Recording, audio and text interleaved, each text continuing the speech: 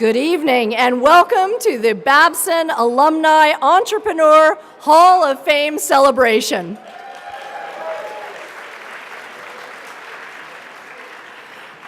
Since 2008, we have had the privilege to honor and recognize our most impactful, creative, and distinguished alumni entrepreneurs.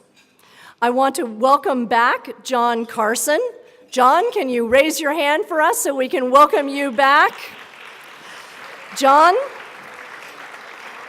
is an Alumni Entrepreneur Hall of Fame member from that inaugural 2008 class. And we are so glad to have you here tonight to welcome two new members into your ranks. And if there was ever an occasion to celebrate in high style, this is it. It is great that we're using this lucite podium tonight because it gives me the opportunity to show the community that I have stepped up my game and will be joining the likes of Lady Gaga, Beyonce, and Halle Berry, who are spotted on red carpets around the world wearing Ruthie Davis designer footwear like this. For the record, this is a pair of Promise black tech acid heels, which are going to look perfect on our signature green carpet. And Ruthie tells me that they are also vegan. Joining Ruthie in the AHOF class of 2015 is designer Michael Bastian.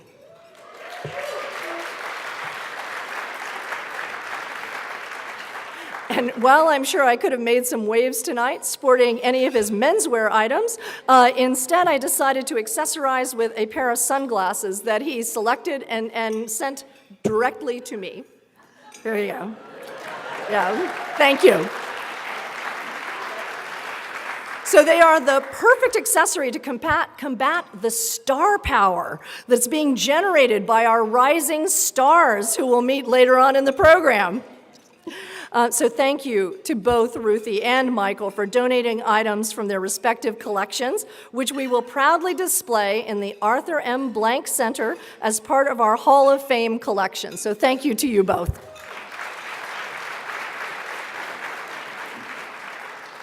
I kind of like these, Michael. Thank you. That's good. And so from food to finance to fashion, Babson College is the worldwide home and hub for entrepreneurs of all kinds.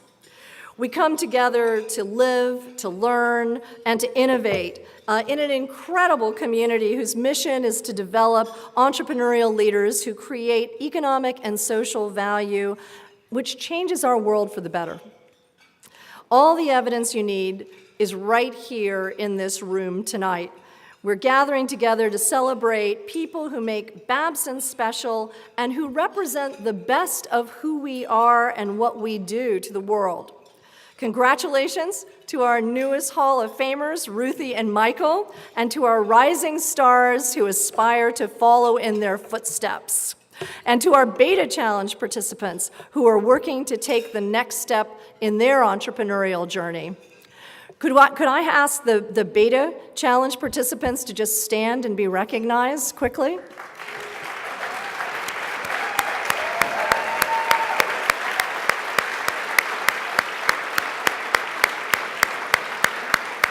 Thank you. So let's get the show started by welcoming Janet Stromidis, Executive Director of the Blank Center, to announce and introduce the winners of the 2015 B.E.T.A Challenge competition.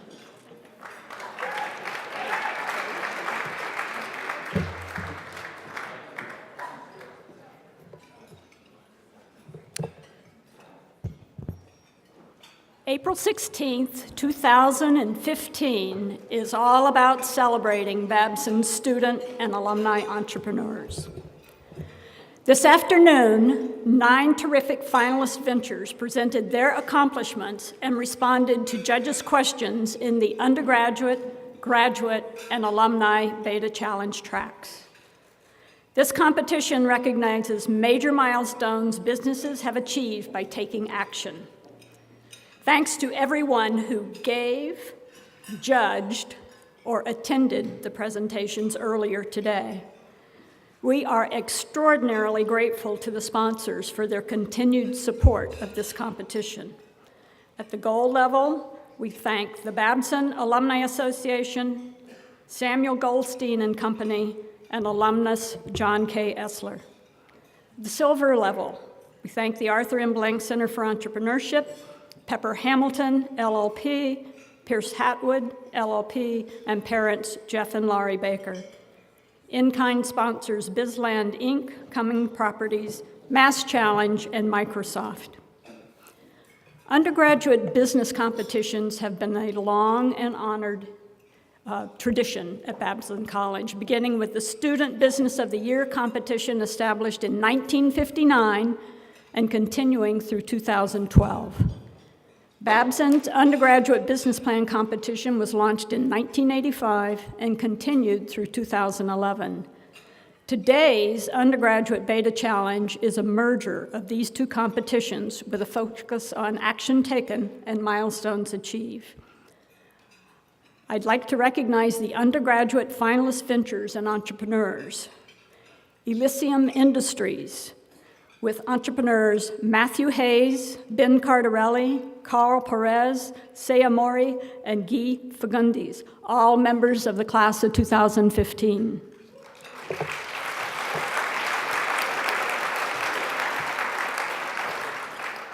Think Board, Hanson Grant, class of 2016.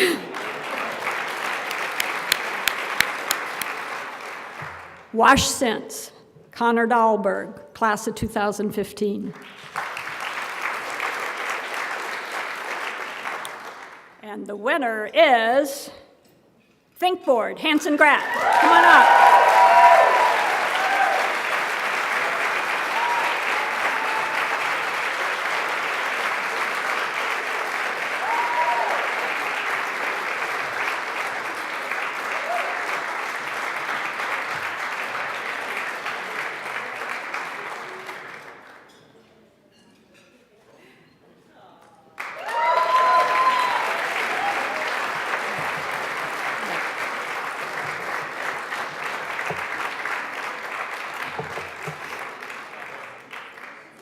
Now, on to our graduate finalist. The Douglas Graduate Business Plan Competition was established in 1987 and continued until 2011. Today's Graduate Beta Challenge is the fourth edition of the competition, which focuses on business planning, talking to potential customers, and incorporating feedback into the next version of the product or service. This year's finalists are Dart Drones, Abby Spiker, MBA 2015 candidate.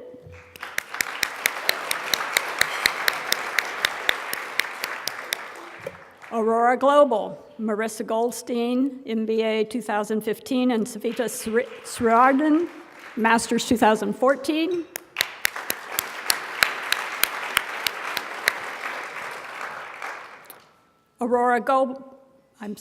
Super Helos, Yan Yin, MBA 2015, and co-founder Dylan Murphy.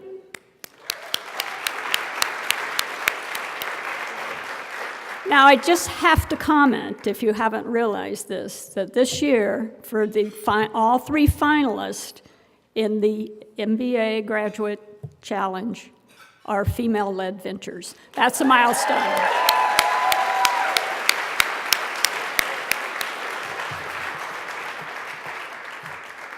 There should be a drum roll or something. And the winner is Dart Drones, Abby Spiker.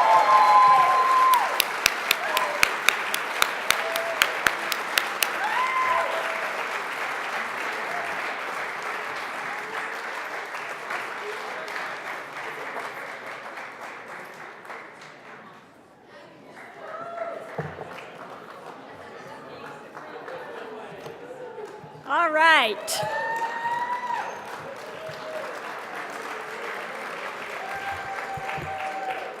And now, on to our Alumni Beta Challenge finalist. Today's Alumni Beta Challenge is the third year for a competition open specifically to Babson alumni entrepreneurs. We thank our co-sponsor, the Babson Alumni Association, for making this vision a reality.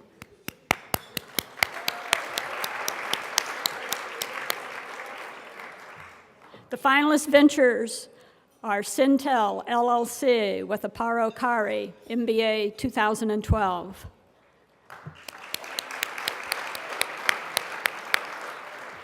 Cognity, Alex Kravitz, undergrad alum 2010. Right Grid, Ryan White, MBA 2013.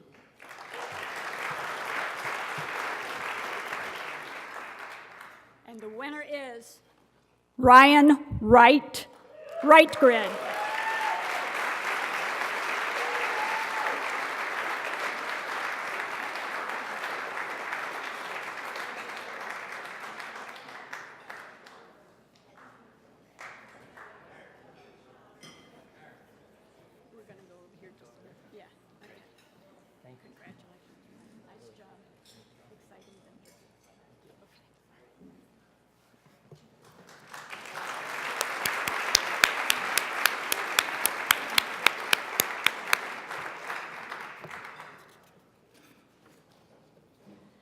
So I hope you had time during the reception to talk with our Rising Star entrepreneurs and learn a bit about their businesses. We have a fantastic group to present to you tonight. They've founded or co-founded businesses which are less than 10 years old, are making an impact in their marketplace, and their products or services are generating media attention.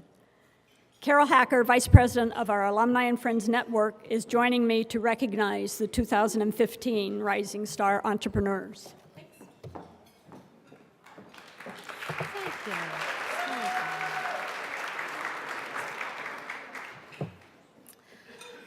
So this morning I woke up, and I, like most of you, logged on to Facebook.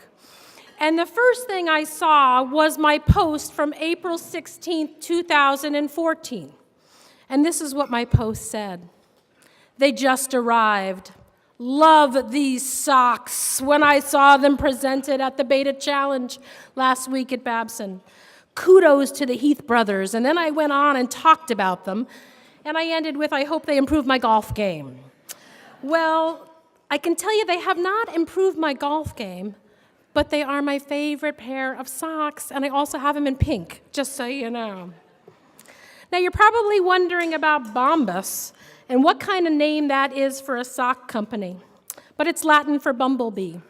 And if you think about it for a minute, you think, bees work together to create a better hive, which creates a better life for them. And that's what Andrew and David Heath have done. They are making the daily lives of those suffering from homelessness just a little bit better. Now, in fairness, David and Andrew actually set out to solve two needs. One, making a good-looking sock that was more compatible with today's highly engineered athletic shoe, but also to provide the most needed requested items at homeless shelters, and those are socks. As part of its social innovation mission, Bombas donates one pair of socks for every sock that you buy. And I think I got an email a couple weeks ago, guys, that said you went over the 350,000th pair of sock donated.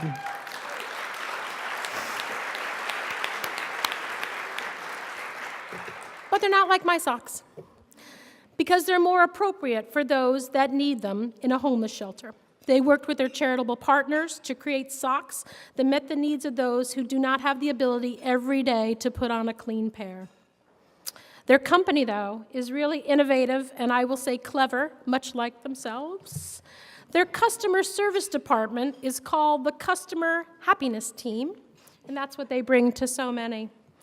Capturing our attention last year at the B.E.T.A Challenge, the attention of Damon John on Shark Tank last September, and now the world, David and Andrew demonstrate to all of us that you can do well by doing good. Congratulations.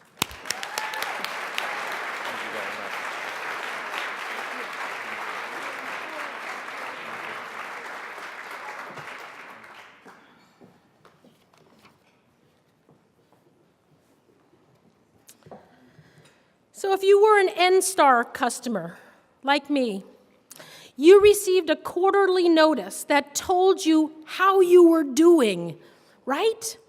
How you were doing with your energy consumption and how you were doing in comparison to your neighbors.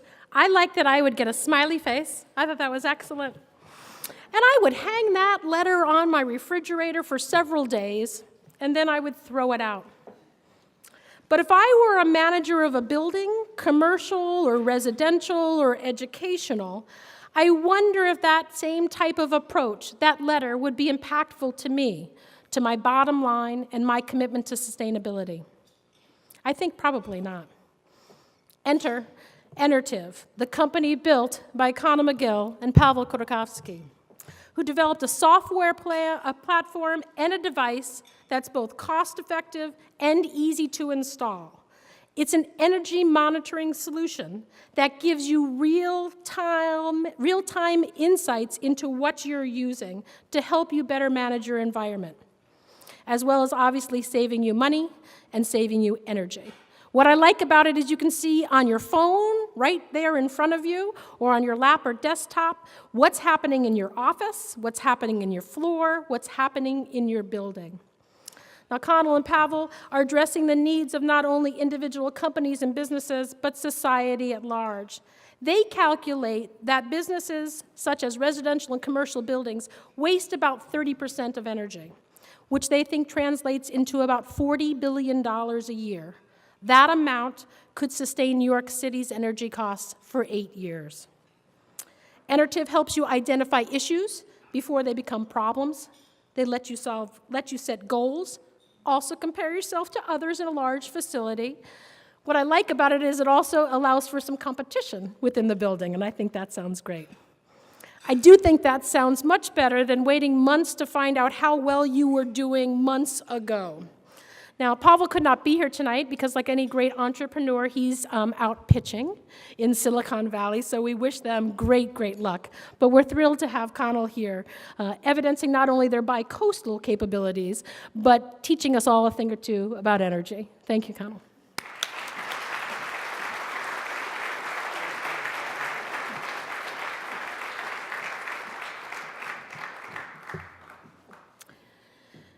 I happen to work in an office of fashionistas.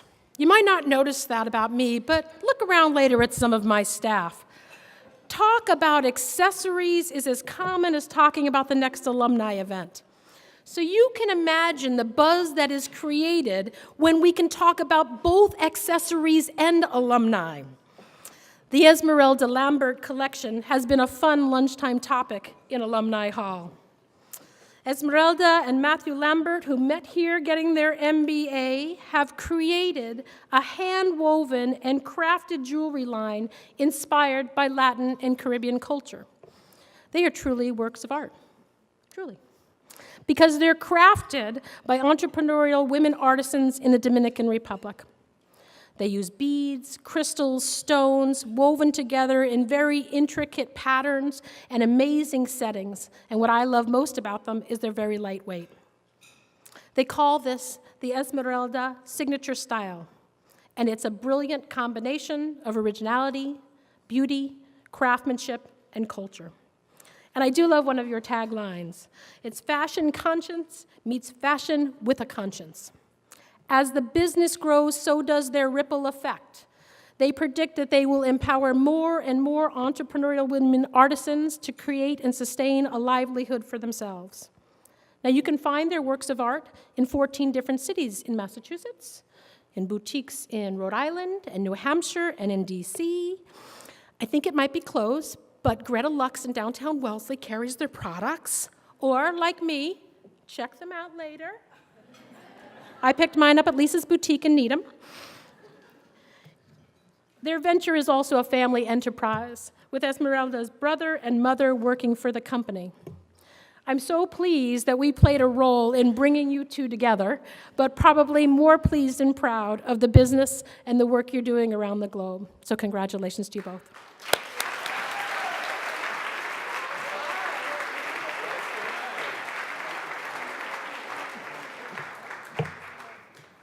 Meeting as undergraduates here at Babson, Gautam Gupta and Ken Chin reunited after working in the investment and startup worlds to co-found a company delivering healthy snacks via an online subscription service. They've demonstrated that healthy can be fun too, with over 100 crave-worthy items such as dark cocoa nom nom, sriracha roasted cashews, and acai berry crunch. The company delivered its first 50,000 boxes of naturally delicious and distinctive snacks in 2012. They delivered 3 million boxes in 2014. This remarkable growth has been fueled by excellent products, distinctive marketing, and over $25 million investment through their Series A and B rounds. This growth translates to jobs. The NatureBox website currently states, "We're aggressively expanding our team in every function." Colleagues out there in grad and undergrad CCD, take note.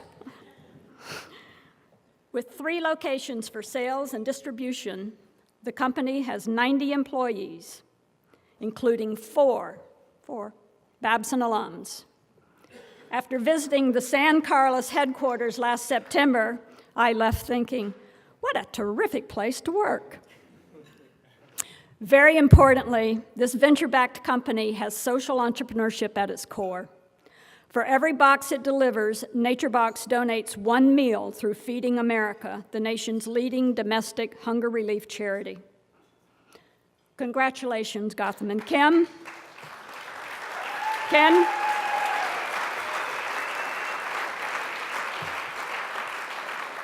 for building an exciting brand in the healthy food space and for creating economic and social value.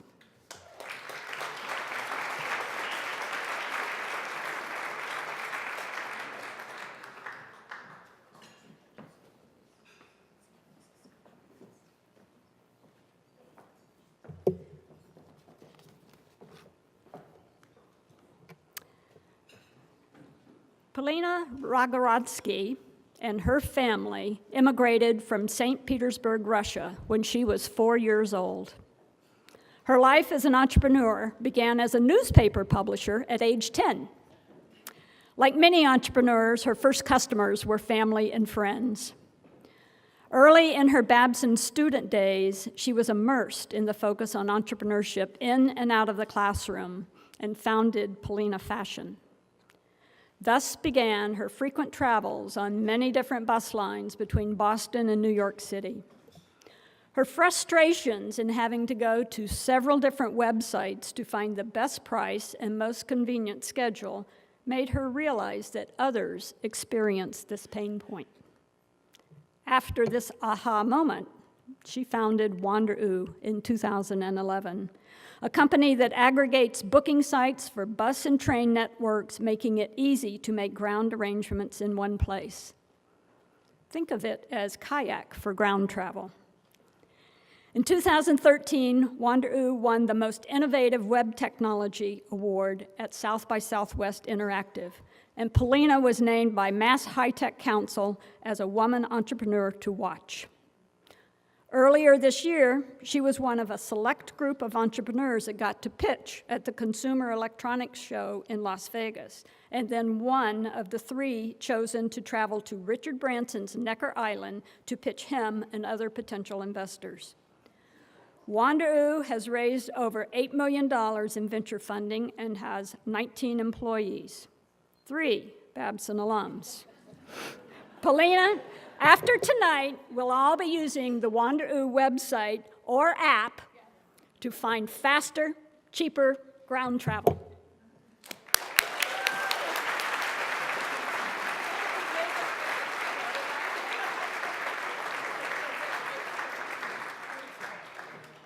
Polina just told me I've written her new bio.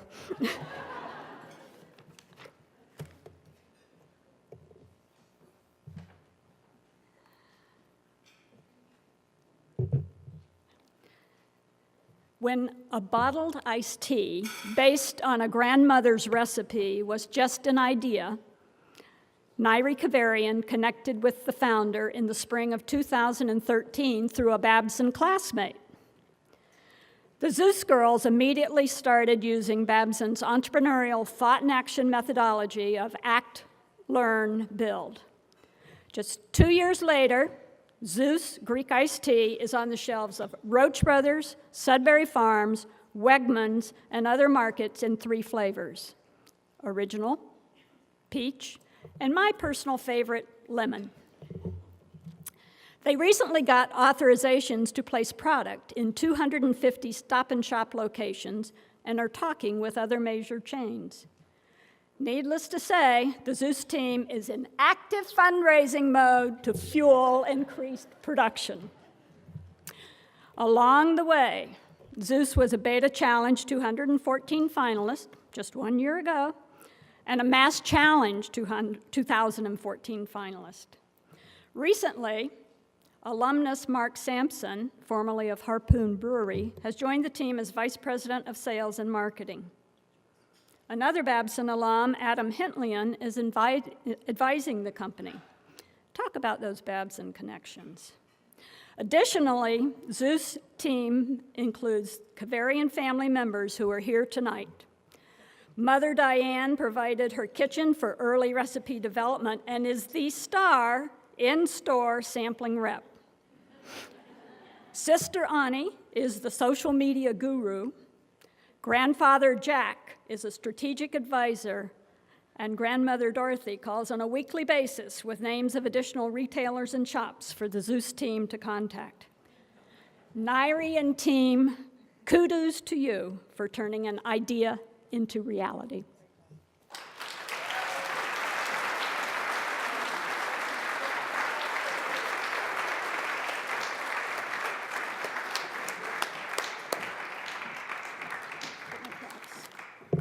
So, Janet, don't go anywhere.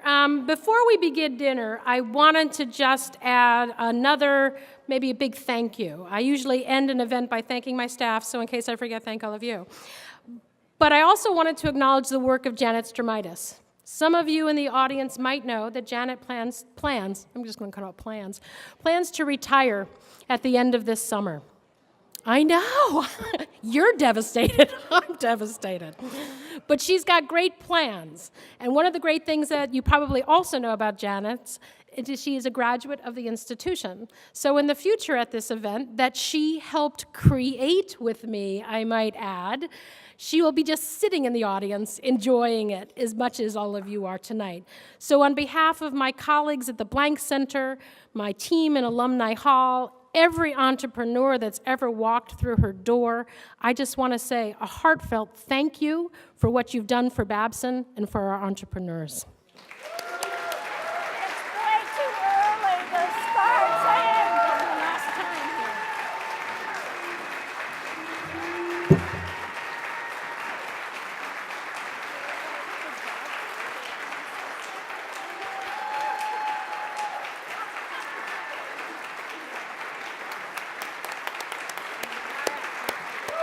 She just said she'll come back and judge next year, so be careful.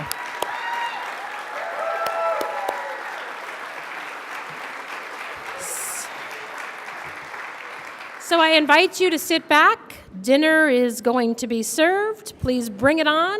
And we'll be back up after dinner for our induction for Michael and Ruthie. Thank you all. I'm sorry to break up this incredible conversation that we're all having. I'm Candida Brush. I'm in charge of the entrepreneurship division, which means faculty and curriculum. And I'm really delighted to welcome you to this part of our awards ceremony, which will honor Michael Bastian and Ruthie Davis, our newest inductees to our Alumni Hall of Fame. So being an entrepreneur, as our students know, is about thought and action. It's not just about starting a business, but it's about doing, learning, creating, solving problems that result in some kind of social and economic value.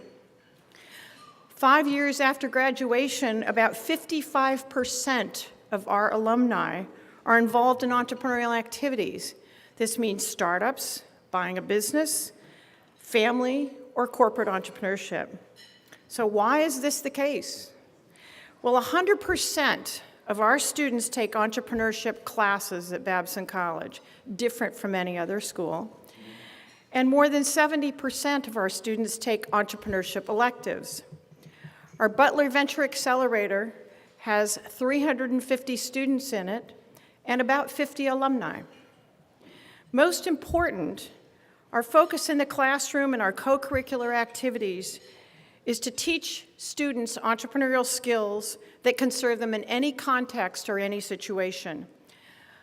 By learning how to create or identify opportunities, to acquire the resources and build leadership team and create something of social economic value, they become entrepreneurial leaders who can practice entrepreneurship of all kinds. So we're really pleased to have two outstanding Babson undergraduate students introduce our honorees for tonight. Both students are passionate about fashion, and in their introductions, they will tell us a little bit about how the honorees have inspired them. Kamisha Lotour is a junior, and she's actively involved in communications and journalism, and is already working as editor-in-chief of Jostle, which is an online student magazine. Kamisha will introduce our second inductee, Ruthie Davis, and Taylor Roberts is a senior and an active student in many campus activities as well as community service. Taylor has taught English in El Salvador and is working on her own venture, and Taylor will introduce our first inductee, Michael Bastian.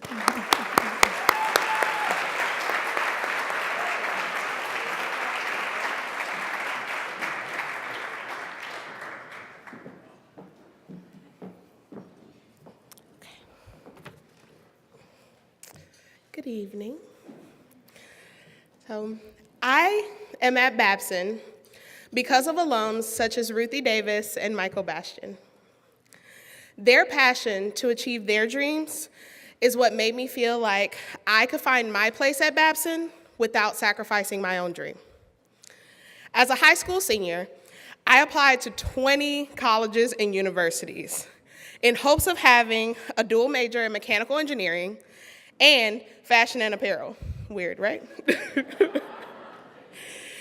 So my goal was to apply engineering principles to fashion to help decrease the footprint that the fashion industry leaves on the world. When I came from my overnight visit 3 years ago this week, in fact, we were bombarded with the phrase, "This is my Babson." But that focus challenged me to see all of the ways that this really could be my Babson. Needless to say, out of all of those colleges and universities, I ended up here at Babson. And entrepreneurs such as Mr. Bastian continuously challenge the way that I evaluate the opportunities that Babson presents on a daily basis. And also provides continuous encouragement in ways that he will never, ever know.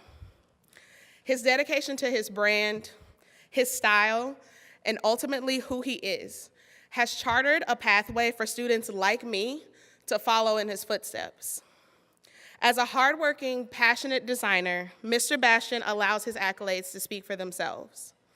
As a multi-year nominee and a recipient of the CFDA Fashion Awards Menswear Designer of the Year, his prowess and discernment in persuading men to take charge of their fashion choices by offering classic staples with a modern twist has made him an icon not only in the fashion industry, but here at Babson as well. Today, we are here to honor the incredible mind and entrepreneurial spirit that is Michael Bastian. And it is my absolute pleasure to introduce him to you now with this video.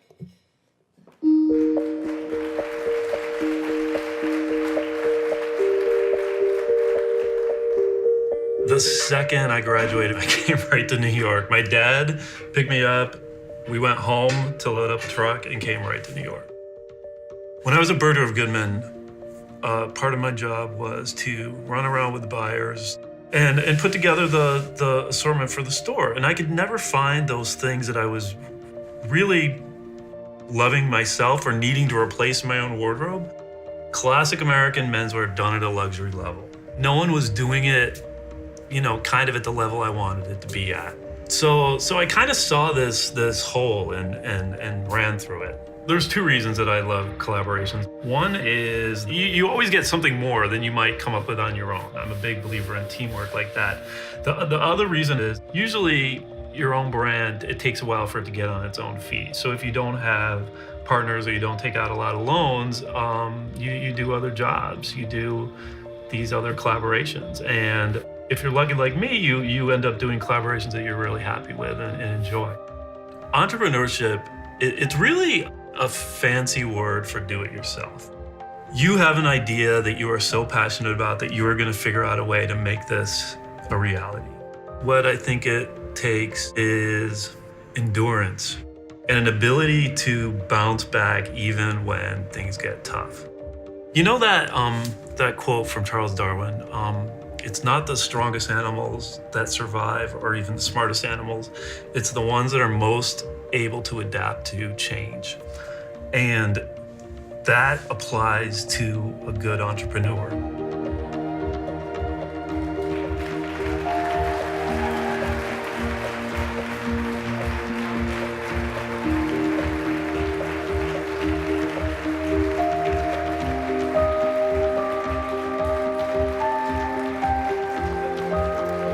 Ladies and gentlemen, I give you Michael Bastian.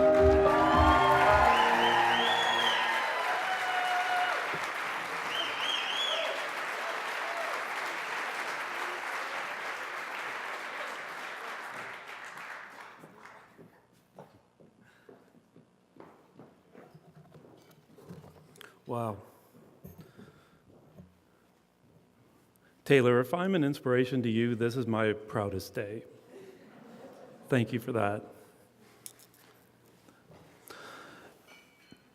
This is a huge honor for me. First, I'd like to thank President Healy, Candy, Janet Sturmitis for this tremendous honor. If you had told me 25 years ago when I was a struggling, painfully shy undergraduate student here that I would be standing here, I wouldn't have thought it possible, nor would my parents. Really. Well, the road to Babson was relatively direct. At 17, I was absolutely convinced I wanted to be in advertising. The road since then has been anything but. It's only been in retrospect that the somewhat random directions my life has taken form a vague pattern, and the particular gifts of a Babson education become more apparent. I started out wanting to write ad copy, and somehow I ended up a menswear designer, but the path from there to here could only have been traversed with the tools I picked up at this great school. It's generally assumed that someone in my field went to Parsons or FIT, or at least had a broad liberal arts education. So when I'm speaking with reporters or students and they're asking me how I got started, or the secrets of being a successful designer, I'm really caught off guard, and I usually laugh. I couldn't possibly tell you. I only know that the somewhat counterintuitive path that I took worked out just fine for me, and maybe even gave me an edge in a very competitive business. People love to create this magical aura around fashion. They love this idea of suffering designers and divine inspiration, and there's this wonderful fashion term called moments, which I love. But really, when you blow away the smoke, we're all in a business, much like any other. We create, produce, market, and hopefully sell a product. I've said it many times before, my job is to make clothes that a guy hopefully wants to buy, and when he does, feels better about himself every time he wears them, stands a little taller, smiles a little more, feels just a little bit more confident in himself. The real magic only happens when the clothes are on a guy's back. When I started my business in 2005, there was very little forethought. I had this idea that with the dress casual movement quickly changing the way guys dressed at work, that maybe the time was right for a brand that took the classic sportswear elements of American menswear and made them at a luxury level. It was just too big of a drop to suddenly replace your beautiful suits and ties with the Gap chinos and polo shirts that you mowed the lawn in. After 5 years as the men's fashion director for Bergdorf Goodman, I knew I was right about this. As certain as I was sure of anything, and that certainty, in my opinion, is at the heart of being an entrepreneur. It may appear reckless to everyone else, but you have no fear because you know you are right. I've always thought that entrepreneurship must be a very difficult thing to teach. It's actually hard to even define properly, other than, as I said, a very fancy word for DIY. How do you instill in someone confidence and certainty, which are just as important tools to being an entrepreneur as working knowledge of accounting or how to write a business plan? It's kind of the same thing on the fashion side. When I'm talking to fashion students, it's a little bit difficult for me to relate to them because I really don't believe you can teach style to someone. I think that's something that's a little innate. So we're talking about two very difficult things coming together in one person. But when you have a good idea or you hear a good idea for a business, you just know it's right. One of my favorite Babson stories, and I think this happened in Joel's class here. One of my favorite Babson stories is one day we had to present a business plan. And the funny thing is, and I tell this story a lot at dinner parties, the funny thing is I don't remember my own plan. I remember a classmate. He had this idea for a 24-hour restaurant chain that only served breakfast, and he was going to call it Dawn All Day, which is amazing. And the guy next to me said a very awful joke. He's like, I think I know that girl. So, I'm not sure if it was this amazing name or the concept that I liked more, but it stuck with me, and I keep hoping someday I'll pass one of those restaurants. But the real attribute that separates entrepreneurs from your typical small business owner is a certain degree of personal investment. You are full in because you believe in the idea and its potential, and you will follow it through to either success or its demise. And its demise is a very real possibility. The most successful entrepreneurs have most likely got a failed business or two under their belt, and fear of failure should never prevent you from pursuing your ideas. And that's a very important lesson for all undergraduates. I was thinking the other day that the old Babson logo, the one with the ship, was a particularly good symbol for entrepreneurship. Creating a new business from scratch is a lot like being on a ship. It's very lonely. There's no guarantee you will reach land. And your fate is often in the hands of forces beyond your control. But when it all works out and you reach new lands and your idea succeeds and it takes on a life of its own, there is no greater satisfaction I can think of, at least in the business world. And like that trip I took from would-be ad man to menswear designer, the skills I needed to navigate with and the boat I traveled therein were given to me by my Babson education. So thank you very much.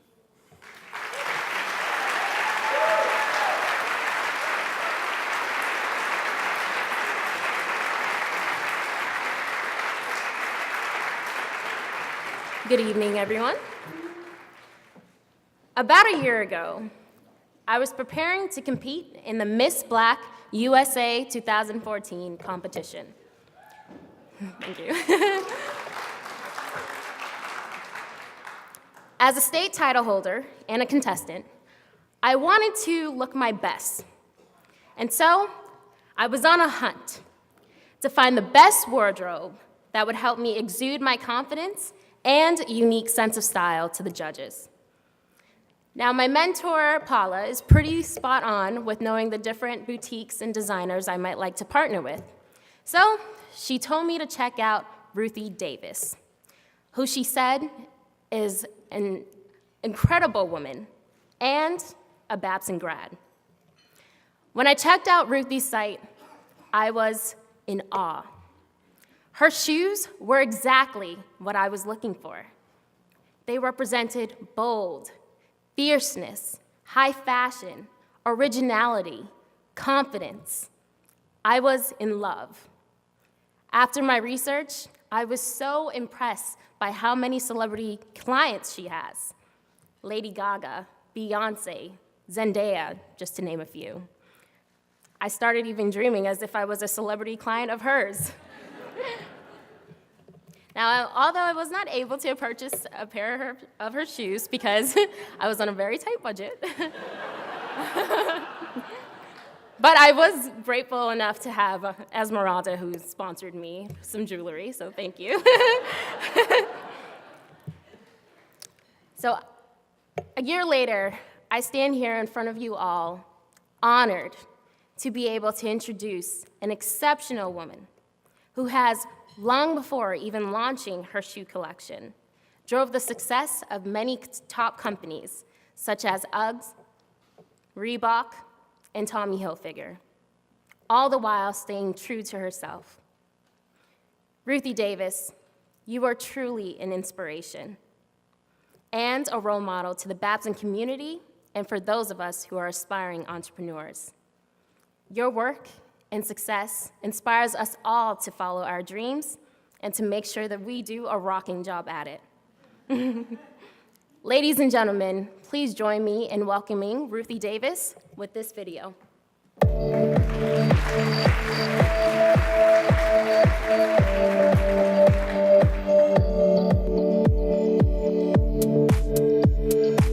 I literally dream about shoes all the time. I live, sleep, eat, and drink fashion. It's not something I separate. I'm like always designing. Historically, both in ready-to-wear and in shoes and in accessories, it has been men. I'm kind of the new guard, which is, wait a minute, why shouldn't a woman know what a woman wants when it comes to footwear? I'm always telling young designers who are very creative coming out of art schools, you've got to learn the business. In the world we live today, you can't just sit in a corner and draw shoes, for example. You have to know how to market the shoes. You have to know how to sell the shoes. You have to know how to cost the shoes. You don't design into a vacuum. To be an entrepreneur, you don't have to be like myself, the lead entrepreneur. The people who work for me, they all have to be entrepreneurs. So it's really a way of thinking it's an empowering way of thinking. It's an accountability. It's you can make a difference. It's going to your job and not just thinking you're a cog in a wheel. It's thinking like you can affect the wheel. You can innovate the wheel. You can make it a better wheel. That kind of thinking is so important for any type of job, any type of career, and especially design. I think having my entrepreneurship background gave me that confidence that I can go out on a limb and innovate.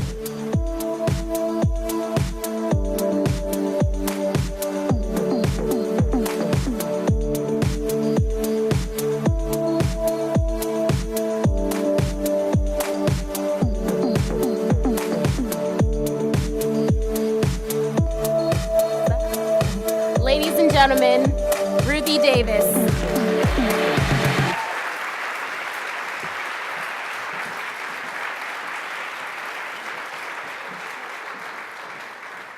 Okay, I just have to start out right now with one disclaimer. I'm a businesswoman, first and foremost, and I wear a short skirt because it shows off my product well. Okay?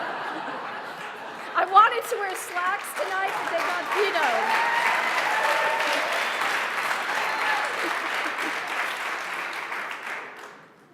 And also, actually, I have another disclaimer. Kamisha, love you, thank you for the intro. And I would have sponsored you, okay? You did not call me. I would have sponsored you. I know you were kind enough to give her jewelry. I would have given you shoes. Wow, okay. First of all, and thank you. Carrie Healy, what can I say? A girl after my own heart, wearing my shoes tonight, and you did it so well. Did she look fabulous or what?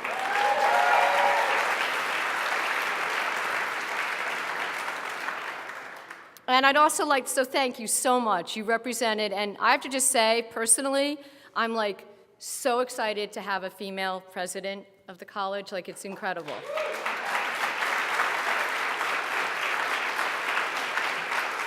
And I also want to thank the whole Babson Entrepreneur, Hall of Fame committee, Carol Hacker, Candy Brush, and Janet Stramalis. Thank you. You guys have been, just working with all of you at Babson, you are all A+.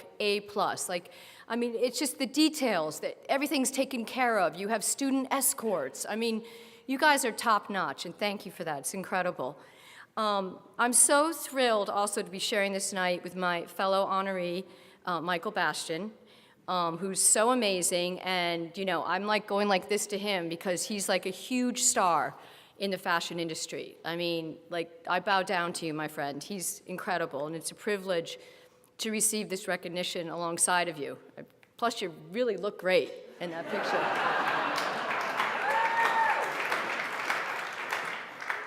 I think we kind of look good together. What do you think? Tonight is such an inspiring event, and it really does, like I said, it reflects the vision and integrity of, basically the #1 school for entrepreneurship, which, I mean, I always say that. Something I'm extremely proud of, and everyone else should be. I mean, I do a lot of marketing. I'm constantly pitching, marketing my brand, and whenever I say I went to Babson, I always say the #1 school for entrepreneurship quickly thereafter, so that's so incredible. I actually love also what you guys did, whoever wrote the tagline for my ad creative here. Some turn dreams into reality. She turned hers into an empire. And that's actually the #1 question that people ask me when I speak, whether it's, design students, business students. They always say, how? How did you make your dreams come true? And, I really narrowed it down. I think there's like 4 key things, 4 key ingredients to building a successful dream. And, #1, I'm going to just tell you, it started with Babson for those ingredients. I think the ingredients include education, experience, knowledge, and passion. And really, there's no shortcuts to this roadmap. You really have to go through the steps. My education at Babson was the start of me taking control of my future and making my dreams come true. I wasn't your typical MBA student, I'm not gonna lie. My first day of class, it was in 1991, and by the way, everybody here tonight looks incredible. I'm gonna be honest, in 91, they were not as fashionable, okay? I don't know what's changed in the universe, but I remember sitting the first day or whatever in a room, like the desktop, we all had our desktop computers in front of us, one in front of each student. I was like, how do you turn this on? And I mean, to my defense, 91, they didn't even have laptops yet, okay? This was a while ago. So, if business is left brain, I was a little more right brain. But what's so great about Babson and the community is, while they sort of accepted me, they didn't coddle me. They didn't make it easy, okay? I had to sort of, figure it out. And I learned quickly, though, that someone, especially someone like me, needed those Babson skills that they provided to give me an edge. And it was no cakewalk, I'm not gonna lie. Like today, I was looking at the campus going, everyone, I brought some people with me. They're like, this is so gorgeous. And I was like, God, I never looked at the campus. I was like, it really is nice. I didn't even appreciate it because I was in the library. So it was no cakewalk, but I did find my way. I realized, soon that the courses that I really flourished in were marketing, entrepreneurship, retail strategy, and I also loved organizational behavior. I remember I loved negotiations and public speaking. And it's interesting because those skills I actually use a lot in my building in a fashion business. I'm looking at someone in the audience now, like organizational behavior, people skills are critical, especially in the fashion business. Luckily at Babson, even my study groups began to appreciate my concern for the visual, which included illustrating report covers, pie charts, and creating storyboards for our group presentations. I had found my niche. As Babson encouraged us to think like entrepreneurs, a few of us MBA students, we started a weekly newsletter called the MBA Communique. And this was before social media. There was no Instagram, Twitter, Facebook, and it was basically, we created a Facebook for the graduate school. I used to write a column called Real Life 101, informing students about pop culture and what was happening on the streets. Babson taught us that to excel as an entrepreneur, you need to take your, nose out of a textbook and kind of understand the customer, her wants and needs. I felt it was my duty because I felt a lot of people here were not aware of pop culture enough, especially the fashion trends. So I felt like I had to educate people on that. But the best thing I ever did, getting back to my 4 things, education, was to get an MBA. A designer, and Michael, I'm sure you agree, a designer with an MBA is a great combination. For one, it is very rare. And all of you students out there who want to get into more creative fields like fashion or design or entertainment or fine arts or public relations, an MBA will set you apart, and it will give you an edge, and it will give you the tools to not only be successful, but to truly be innovative. The freedom to be really creative comes when you can do the number part. You can run the business successfully, then you can soar with your creativity. Other key ingredients to building that dream: experience and knowledge. I'm a big believer. I always, say people should, learn on someone else's dollar. Working for other companies before going out on your own. Armed with my Babson MBA, I worked at Reebok, like they said, Decker's Outdoor, which was Uggs, and Tommy Hilfiger before launching Ruthie Davis. But working for a large company doesn't mean you have to stop being entrepreneurial or using the Babson tools, even in a large corporation. I always tried to be innovative. At Reebok, for example, I was director of classics. I launched fashionable sneakers. I made them more street. I used to be in meetings. It would be a lot of men actually, more into the athletic, technical, part of the sneaker. And I was like, yeah, but a lot of people aren't running in these sneakers. They're wearing them on the weekends with their, casual clothes. So I was really pushing the fashion angle of it. At Uggs, I kind of, they had never had a marketer or designer, and I made sheepskin boots more fashionable. And it was just little things, exposing the sheepskin on the outside of the boot. Little, I used to call it putting the sizzle on the steak, just zhuzhing up the product. And then at Tommy Hilfiger, I launched Tommy Girl shoes, which were like younger, hipper, more fashionable. So I never thought, because I'm in a large company, I'm a cog in a wheel, I thought, what can I do different? And I used to, create little entrepreneurial ventures within these companies. Meanwhile, gaining the skills to give me the confidence to launch Ruthie Davis. I'm so grateful for Babson for impressing upon me the importance of brand building. I never wanted to just design and make shoes. I wanted to build a brand with a strong DNA. And they taught me also that at Babson, that to be a good entrepreneur, you need to find a void in the marketplace, a need that isn't being fulfilled. Ideally, a personal need, something you're looking for and you can't find. For me, it was a high fashion dress shoe, because I do love a fashion shoe. I love fashion, combined with the excitement, the colors, the tech of like a Nike or Reebok.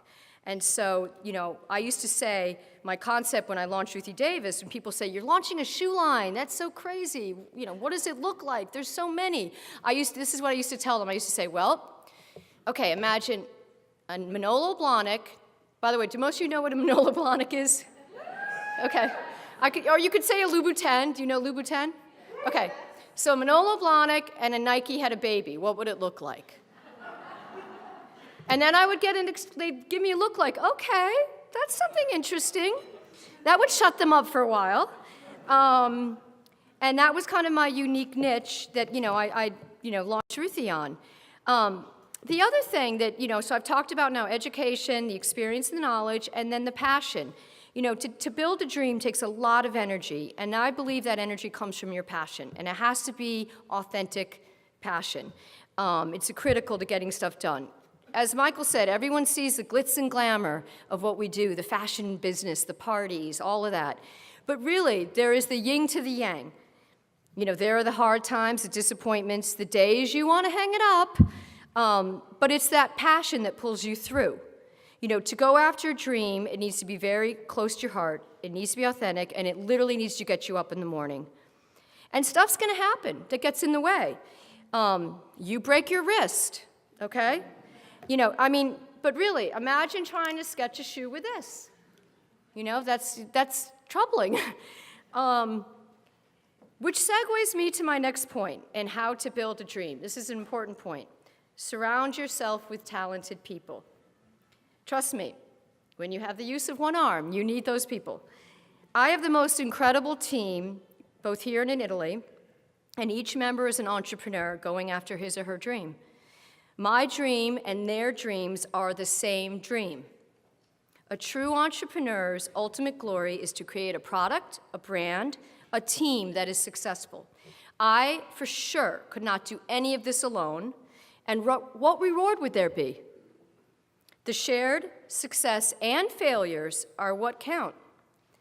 And so I'd like to dedicate this award to my Ruthie Davis team. To them I am forever, ever grateful. And also to all of you young entrepreneurs out there with your passion and dreams. Like, seriously, you inspire me so much. And just, I love talking to young people. Anyone who wants to talk to me tonight after this, your energy, your passion, that's why I do this. And I just have one last little thing that wasn't written in my original script here, but I also want to dedicate this award to my mother, Virginia Cooper Davis, who is doing okay. She's in the hospital, but she's doing okay. And, you know, I'm so lucky because I had parents who believed in me, and both of my parents were incredible. And, you know, they never saw me as a boy or a girl. They just said you could do whatever you want. You know, you have dreams. But my mother, it's kind of cute. I mean, I probably shouldn't tell you this because it sounds a little, but like, when I was a little girl, I'm talking little, from day one, I think it was the lemonade stands. I used to have all these projects going on, like from I was a little girl. My mother used to look at me in the eye and say, Ruthie, someday you're going to be a world-class marketer. That was her favorite thing. So to Mom, this is to you.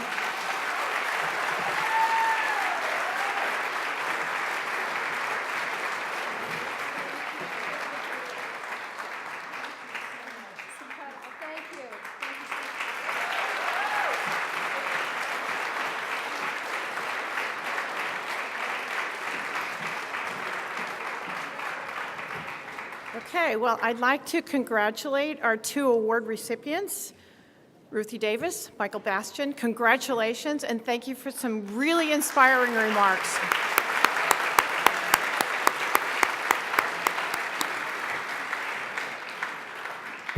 I'd also like to congratulate our Rising Stars and, of course, our B.E.T.A Challenge winners. And I'd like to thank all of you for coming. I think it's time for us to all go shopping. So have a great night. Thank you.